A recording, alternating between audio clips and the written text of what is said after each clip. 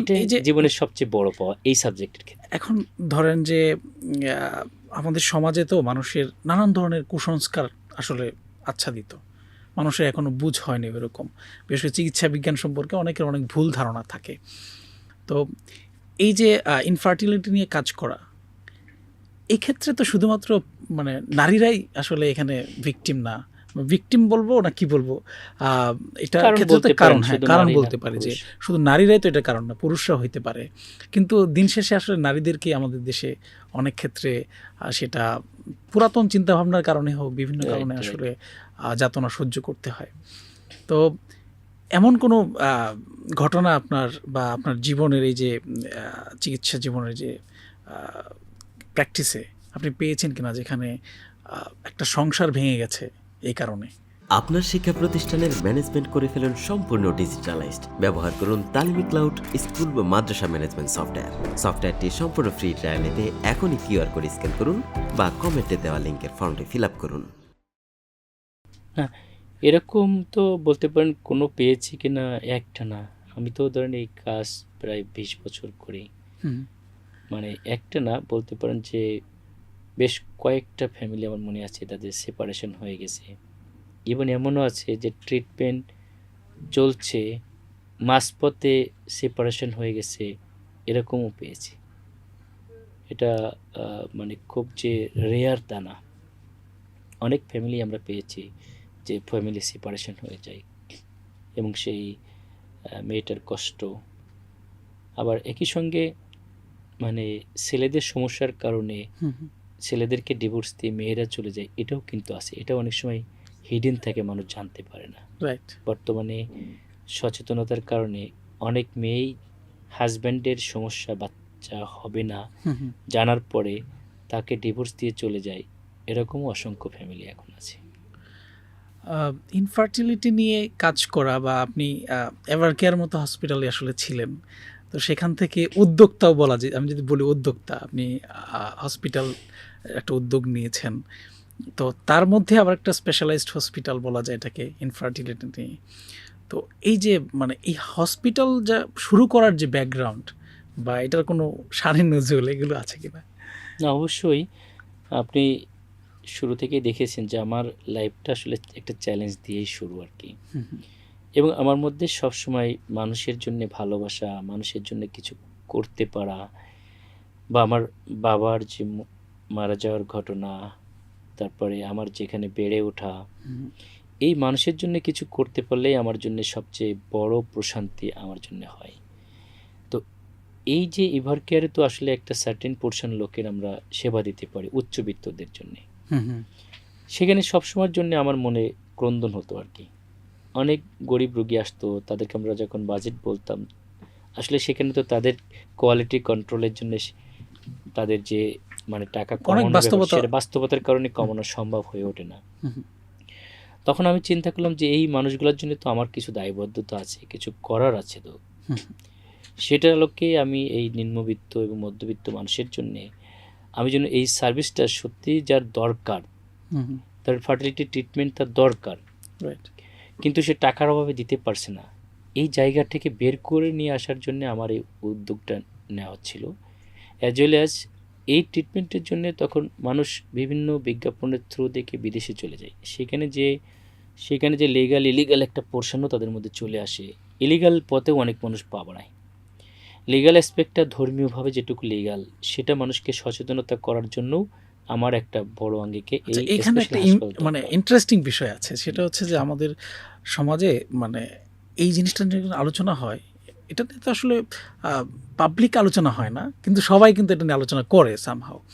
তো এখানে ধর্মীয় অনেকগুলো বিষয় থাকে, বিশেষ করে আমরা যারা মুসলিম কান্ট্রিতে বাস করি বাংলাদেশে, সেখানে অনেকের চিন্তা থাকে যে এটা কীভাবে কাজ করে, এটা কি হালাল নাকি হারাম, বা এটা কতটুকু বৈধ অবৈধ, এগুলো নিয়ে অনেক ধরনের আলোচনা বা চিন্তা প্রশ্ন মানুষের মধ্যে থাকে।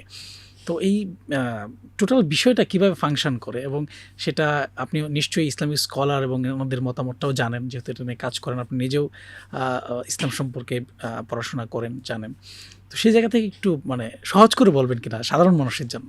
না, আমি সহজ করে বলছি, তার আগে আপনার যে কোশ্চেনটা ছিল যে হ্যাঁ। আমি উদ্যোক্তা এখানে হয়ে গেলাম, এবং মূল উদ্দেশ্য ছিল যে যে সার্ভিসটা আমার গরিব মানুষের জন্য দরকার, ইভেন ধরেন আমার এখানে জাকাত ফান্ডের একটা টাকা থাকে, আচ্ছা। এই গরিব মানুষগুলোর জন্য তার সত্যিকারের সার্ভিস দরকার, যেটা অনেক সময় দেখছি 5 লাখ টাকার সার্ভিস, কারো কারো ক্ষেত্রে 1.5 লাখ টাকাও আমি করে দেওয়ার ব্যবস্থা করেছি, এবং সত্যিকারে তার বাচ্চা হয়েছে এবং সংসার টিকে গেছে। এরকম অসংখ্য ফ্যামিলি আমার সাকসেসের মধ্যে আছে আল্লাহর মধ্যে। তো অন্তত সকল শ্রেণী পেশার মানুষের জন্যে আমার এই সার্ভিসটা দিতে হবে, এবং ভবিষ্যতেও আমি এটার জন্য দিতে পারি, সেটার জন্যে এটা একটা পাইলট স্টাডির মতো আপনি মনে করতে পারেন। ধর্মীয় ব্যাপারে যেটা বলতে পারেন যে প্রত্যেক ক্ষেত্রেই আমার যে এটা আছে, মানে লিগ্যাল এবং ইলিগাল পার্ট আছে, এরকম ক্ষেত্রেও লিগ্যাল ইলিগাল পার্ট আছে। আচ্ছা। যেমন আমি এই ক্ষেত্রে ধর্মীয়ভাবে নিজের স্পার্ম হাজব্যান্ড ওয়াইফের এবং অন্যের ডিম, মানে নিজের ডিম হাজব্যান্ড ওয়াইফের এগ এবং স্পার্ম দিয়ে যে কাজটা করা, এটা কিন্তু বৈধ।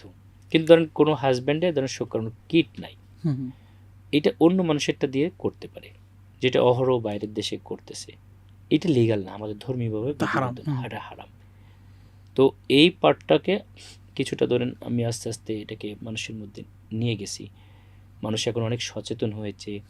অনেক সময় দেখা যাচ্ছে শুধুমাত্র ইলিগাল পার্টটাই সামনে আসতো, অনেকের লিগাল পার্টটা করা সম্ভব, এই ট্রিটমেন্টটাই জীবনে আসতো না।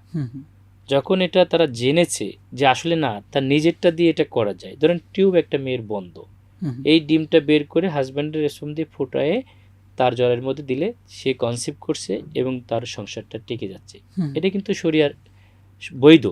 আচ্ছা। মানে হাজব্যান্ড এবং স্পার্মের ওন তাদের জেনেটিক্স, এটা নসব বা বংশধারা এখানে বংশধর কোনো হচ্ছে না, ব্যত্যয় হচ্ছে না, Right. শুধু একটা পথ দিয়ে ধরেন এই পথ দিয়ে যাওয়ার কথা ছিল, যেতে পারছে না, একটু ঘুরে এই পাশ দিয়ে গেল বিকল্প পথ দিয়ে, কিন্তু ডেস্টিনেশন সেম। আচ্ছা। এই জিনিসটা অনেক সময় অনেকের কাছে ক্লিয়ার ছিল না। তো এখন এটা তো একটা আসলে সবাই তো যাদের সন্তান নাই, আমরা যেটা জানি যে দেখবেন যে ডেসপারেট, যে যা বলে তাই করে, আসলে মানুষ তো আসলে মেন্টালি তখন অসুস্থ হয়ে যায়, এটাই তো বাস্তবতা। দেখা যায় কেউ মাজারে যাচ্ছে, সেজদা দিচ্ছে, কেউ অমুক দরবারে যাচ্ছে, পাগলের কাছে যাচ্ছে, নানান ধরনের জায়গায় যাচ্ছে।